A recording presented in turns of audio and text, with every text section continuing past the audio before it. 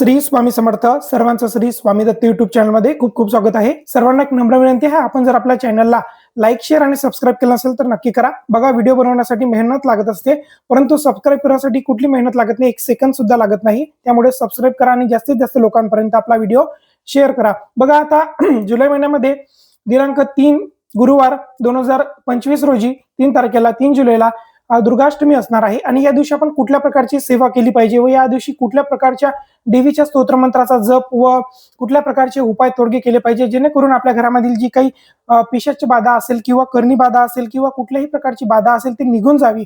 मी वारंवार माझ्या व्हिडिओमध्ये असं तुम्हाला का सांगतो की पिशाची बाधा, करणी बाधा, भानामती, कारण या गोष्टी आहेत आणि या कलियुगामध्ये देव आहेत आणि दानवही आहेत, त्याचबरोबर ह्या गोष्टी सुद्धा असतात। जसं चांगलं असतं तसं वाईट सुद्धा असतं। त्यामुळे ह्या गोष्टी आम्ही स्वतः स्वामी सेवेतून अनुभवलेल्या आहेत।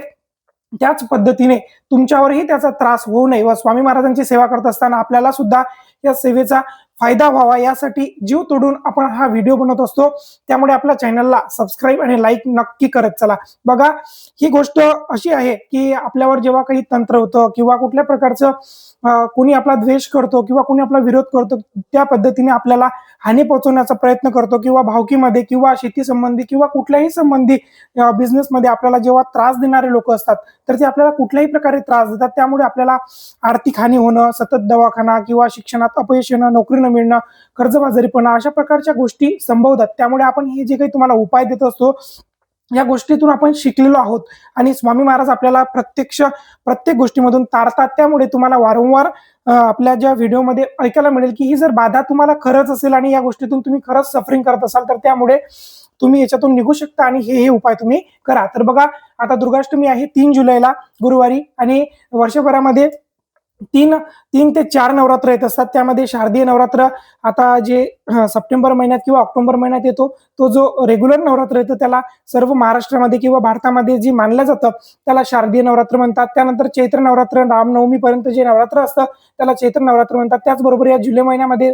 दिनांक 26 तारखेपासून 26 जून पासून तर आता 6 जुलैपर्यंत जे नवरात्र आहे म्हणजे 5 जुलैपर्यंत तर त्याला गुप्त नवरात्र असं म्हणतात। आणि गुप्त नवरात्र हे नाथपंथांचं नवरात्र असतं एक प्रकारे। या दिवशी हे गुप्त नवरात्र का असतं तर यामध्ये खूप मोठ्या सेवा केल्या जातात आणि आषाढ महिन्यामध्ये येणारं हे नवरात्र अतिशय पॉवरफुल असतं आणि या नवरात्रामध्ये केलेली देवीची कुठलीही सेवा विफल होत नाही। तसं तर भगवतीची सेवा आपल्या घरामध्ये शुक्रवार मंगळवार केली पाहिजे।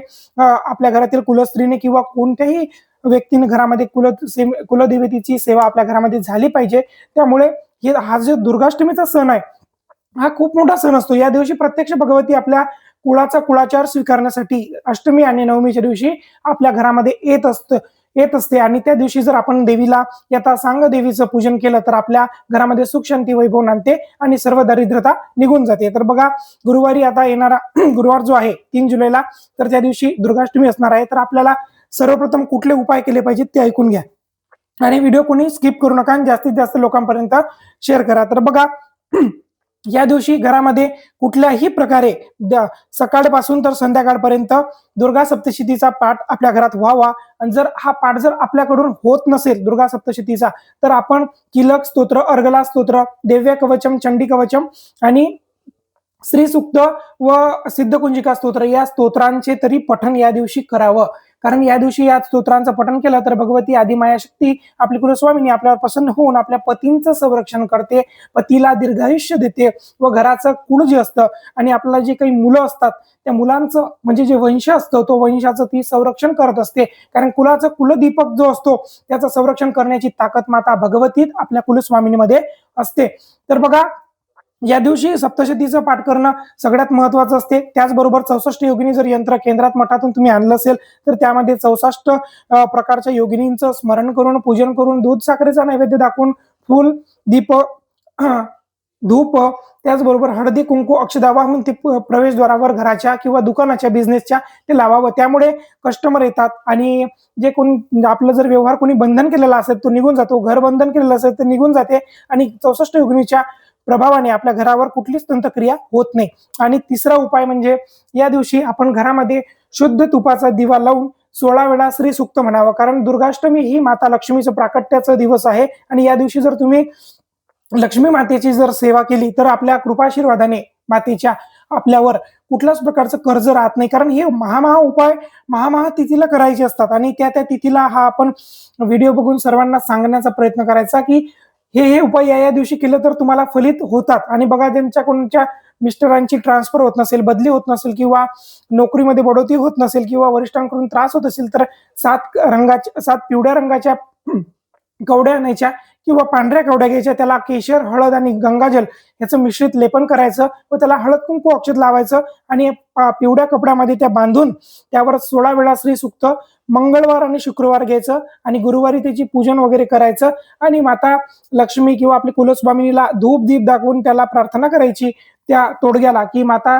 लक्ष्मी, माता हे कुलस्वामिनी, माझ्या मिस्टरांचं हेच काम अडकलेलं आहे ते पूर्ण करावं. त्यासाठी तो कवड्यांचा तोडगा सुद्धा या दिवसापासून आपण सुरुवात करू शकता. त्याचबरोबर या दिवशी श्री महालक्ष्मी अष्टकमचं आपण जे इंद्रकृत महालक्ष्मी अष्टकम आहे, नमस्तेस्तु महामाये श्रीपीठे सुरपूजिते, याचा सुद्धा पाठ आपल्या घरामध्ये 11 आवर्तन करावा. याने सुद्धा लक्ष्मी स्थिर होते. आणि त्याचबरोबर आपल्या घरामध्ये गाईच्या शुद्ध गौऱ्यापासून गौऱ्या ज्या असतात म्हणजे गाईच्या शुद्ध शेणापासून बनलेल्या ज्या गौऱ्या असतात त्या शुद्ध तुपाची फुलवाती लावून जाळून किंवा भीमसेनी कापूर जाळून त्यावर आपण हवन करावं. त्या हवनामध्ये आपण स्वामी स्तवन घ्यावं व गायत्री मंत्राची एक माळ घ्यावी व नवार्ण मंत्राची माळ घ्यावी, देवीचे मंत्र घ्यावे, त्यामध्ये देव्या कवचम आणि अर्गला स्तोत्र आणि किलक स्तोत्र व त्याचबरोबर सिद्धकुंजिका स्तोत्र, कालभैरवाष्टक आणि श्री सुक्त हे हवनात्मक शुद्ध गाईच्या तुपाचं हवन आपण आपल्या घरामध्ये गाईच्या शुद्ध शेणापासून बनलेल्या या गौऱ्यावर करावं. तर हे संध्याकाळी करू शकता, सकाळी करू शकता. यामुळे घरातील वास्तुदोष निवारण होतो व कुलस्वामिनीची कृपा आपल्यावर अखंड राहते व अकाल मृत्यू घरामध्ये येत नाही. बघा, दुर्गाष्टमीचा अर्थच आहे दुर्गाची अष्टमी आणि अष्टमी ही अशी स्थिती आहे की ज्या दिवशी कालभैरव अष्टक जर आपण 11 वेळा जर म्हटलं तर माता काली व माता कुलस्वामिनी ती जी आहे ती आपलं संरक्षण करण्यासाठी कालभैरव महाराजांना आपल्या अवतीभोवती संरक्षण देत असते. कारण कालभैरव महाराज हे जे अधिपत्य आहे हे अधिपत्य स्वामी महाराजांचे दास्य आहे व त्याचबरोबर आपली जी कुलस्वामिनी असते किंवा जी काली माता आहे, जी महाकाली, महालक्ष्मी, महासरस्वती आहे, तिचे ते दासत्व आहे. त्यामुळे माता त्यांना आदेश करते की या कुळाचं रक्षण करा. त्यामुळे या दिवशी सुद्धा आपण 11 वेळा कालभैरवाष्टक घ्यावं. व त्याचबरोबर ज्या घरामध्ये काही आजारपण असेल किंवा सतत तुम्ही आजारी होत असाल तर या दिवशी तुरटी आपल्या घरावरून 7 वेळा क्लॉकवाईज फिरवायची 7 वेळा आणि ती वाहत्या पाण्यामध्ये किंवा कचऱ्यामध्ये टाकून द्यायची. त्यामुळे सुद्धा या दुर्गाष्टमीच्या दिवशी खूप मोठ्या प्रमाणात दुर्गाचं तत्व जे असतं, देवी तत्व या पृथ्वीवर असतं आणि हे तोडगे जर तुम्ही केले तर तुम्हाला त्यातून फरक पडत असतो. बघा, या दिवशी आपल्याला काय करायचं, आणखी आपल्या उंबऱ्याला हळद कुंकू व्हायचंय, त्याचबरोबर हळदीचा शुद्ध लेप द्यायचा आहे गोमूत्र व गंगाजल मिक्स करून. त्याचबरोबर उंबऱ्याच्या आजूबाजूला 2 दिवे लावायचे. कारण अष्टमी तिथी असल्यामुळे या दिवशी कुलस्वामिनीचं व लक्ष्मीचं पूजन केलं जातं. आणि त्याचबरोबर घरामध्ये आपण हवन करावं, 64 योगिनीचं पूजन करावं, दुर्गा सप्तशती पाठ, श्री सुक्त, कालभैरवाष्टक घ्यावं व त्याचबरोबर आपल्या घरामध्ये जर सतत जर वादविवाद, भांडणे होत असतील तर मोहरीचा सुद्धा तोडगा करावा. तर मोहरी घेऊन त्यावर आपण 11 वेळा वल्गा सुक्त व 11 वेळा कालभैरवाष्टक म्हणून ती मोहरी रक्षामध्ये मिक्स करावी अगरबत्तीच्या आणि सर्व घराच्या चौफेर फेकावी अष्टमीच्याच दिवशी.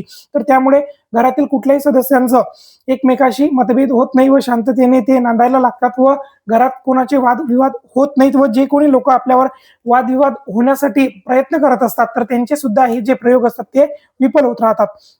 त्यामुळे मोहरीचा तोडगा सुद्धा तुम्ही करा. त्याचबरोबर आपण दुसरी सेवा कुठली केली पाहिजे तर आपण आपल्या घराच्या उंबरा जो आहे त्या उंबराच्या बाहेर आपण दोन्हीकडून 5-5 लवंग अखंड घ्यायचे आहेत व त्यावर भीमसेनी कापूर टाकून त्या जाळून टाकायच्या आहेत संध्याकाळी प्रदोष काळामध्ये. त्यामध्ये जर आपण अशा लवंग जाळून टाकल्या तर आपल्या घरामधील जे काही नकारात्मक शक्ती असते ती लोप पावते व ती नष्ट होते आणि घरातील वातावरण आनंदमय लहरी होते व कर्जबाजारीपणा या तोडग्याने निघून जातं. व घराच्या समोरील किंवा घराच्या अवतीभोवती जर कुठल्या देवतेचं मंदिर असेल, देवीचं मंदिर असेल विशेष करून, तर त्या देवीची खणनारायणाने ओटी भरा. दुर्गाष्टमीची ओटी एवढी सुफल आणि संपूर्ण असते. जर तुम्ही घराच्या जवळील कुठल्याही देवीच्या मंदिरात, कुठली रेणुका माता असो, महालक्ष्मी असो, तुळजाभवानी असो, कुठल्याही किंवा सप्तशृंगी असो किंवा दुर्गा देवीचं मंदिर असो, कुठल्याही देवीचं मंदिर जर असलं तिथे जर तुम्ही ओटी भरली खणनारायणाला तर ती थेट तुमच्या कुलस्वामिनीपर्यंत पोहोचते. तुळजापूर असो कोल्हापूर असो, कुठल्याही देवी तुमची कुलस्वामिनी असो तिथपर्यंत पोहोचते. कारण ती जी तिथी असते ती देवी भगवती स्वतः ती स्वीकारत असते. त्यामुळे अष्टमीच्या दिवशी, त्या दिवशी जरूर तुम्ही, ज्यांना कोणाला मुलंबाळ होत नसतील, संततीमध्ये प्रॉब्लेम असतील किंवा नोकरीचे प्रश्न मार्गी लागत नसतील किंवा घरामध्ये खूप चिडचिड व नकारात्मक वाईट शक्ती असतील आणि घरामध्ये जर तुमचा पैसा टिकत नसेल, तर आवर्जून तुम्ही दुर्गाष्टमीच्या दिवशी देवीची मंदिरात जाऊन ओटी भरा. ओटी भरल्याने सौभाग्याचं दान देवी देत असते भक्तांना आणि ती थेट तुमच्या कुलस्वामिनीपर्यंत पोहोचत असते. तर एवढे तोडगे आपण या दिवशी करावे व जास्तीत जास्त लोकांपर्यंत आपला व्हिडिओ शेअर करावा. बघा, 64 योगिनीचं पूजन, दुर्गा सप्तशतीचा पाठ, त्याचबरोबर किलक अर्गला, चंडी कवच आणि श्री सूक्त आणि सिद्धकुंजिका स्तोत्र व नवारण मंत्र, गायत्री मंत्राचा आपण हवन घरामध्ये शुद्ध गाईच्या शेणापासून ते करावं. त्याचबरोबर आपण तुरटीचा घराच्या चौकटीवर क्लॉकवाईज फिरून ते पाण्यामध्ये किंवा कचराकुंडीमध्ये टाकावं. त्याचबरोबर घराच्या उंबऱ्याच्या बाहेर आपण 5-5 लवंगा दोन्हीकडून भीमसेनी कापूरमध्ये झाडाव्या. त्याचबरोबर उंबऱ्याचं पूजन हळदीचा लेप देऊन करावं व त्याचबरोबर काल भैरवाष्टक 11 वेळा वल्गा सुक्त म्हणून मोहरी भारून ती सर्व घराच्या अवतीभोवती टाकावी. त्याने सुद्धा शत्रूपासून संरक्षण होते. एवढ्या प्रकारची सेवा आपण आपल्या घरामध्ये करावं व कुलस्वामिनीची ओटी आपण आपल्या घरात फोटो समोर जरी भरली तरी हरकत नाही किंवा तुम्ही जवळ देवीचं मंदिर असेल तर तिथे सुद्धा भरा. एवढे तोडगे उतारे आपल्याला या दिवशी हे जे पूजन आहे हे करायचंय आणि स्वामी महाराजांची सेवा सुद्धा या दिवशी करायची आहे. तर भेटूया दुसऱ्या व्हिडिओमध्ये. तोपर्यंत आपल्या व्हिडिओला लाईक, शेअर आणि सबस्क्राईब करा. श्री स्वामी समर्थ.